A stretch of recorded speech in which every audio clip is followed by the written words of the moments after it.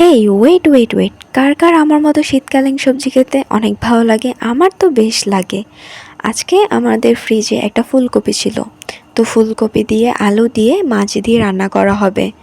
অবশ্য রান্নাটা আমার বড় বোনই করবে। তো যাই হোক, আমি আমার বোনকে একটু হেল্প করার জন্য সবজি টবজি কুটে দিলাম এবং পেঁয়াজ মরিচ কেটে দিলাম। এটা সবচেয়ে ভয়ঙ্কর কাজ ছিল, আমার চোখের পানি নাকের পানি একসাথে হয়ে গেছে।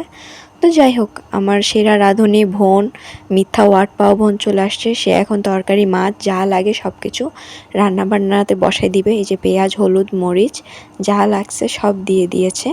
আসলে আমি বুঝতেছি না সে কী দিছে। এখন আপনি শুনে নেন আমার বোন কী দিছে। মাছটা কষাই নিচ্ছি, এই জন্য আগে দিচ্ছিলাম। কষানোর পর উঠে ফেলবো, পরে তরকারিটা দিব। তরকারি কষানোর পরে মাছটা উপরে দেওয়া হবে। That's it. আর আমার বোন এখন বললো এই মাছটার নাম হচ্ছে আইন মাছ। তো বুঝতে পারছেন এটা হচ্ছে আইন মাছ। আমি এতক্ষণ পরে জানতে পারলাম, আসলে আমি মাছটা চিনি নাই।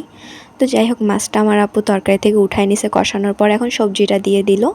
সবজিটা ভালোভাবে নেড়ে চেড়ে একদম মাখো মাখো করে নিল এবং মাখো মাখো ভালোভাবে করে নিছে। এবং দেখেন মাখো মাখো করার পর একটু পানি দেওয়ার পর একটুখানি টমেটো দিয়ে দিয়েছে। টমেটো আমি যে দুইটা কাটছিলাম সে দুইটা দিয়ে ঢাকনাটা দিয়ে দিছে এবং কিছুক্ষণ পরে সে মাছগুলো ছেড়ে দিছে।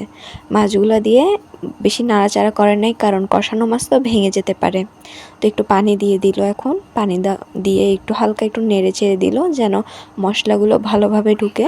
এবং দেখুন কি সুন্দর একটা কালার আসছে। পরিশেষে একটু ধনিয়া পাতা দিয়ে দিছে, যেটা এখন ফ্রিতে পাওয়া যাচ্ছে। তো তার জন্য আমার বোন অনেকগুলো ধনিয়া পাতা নিয়ে আসে। তো যাই হোক, এটা হচ্ছে আমাদের তরকারির ফাইনাল রেজাল্ট। দেখতে যেমন সুন্দর হয়েছে, খেতেও তেমন অসাধারণ হয়েছে। তোমরাও ট্রাই করতে পারো।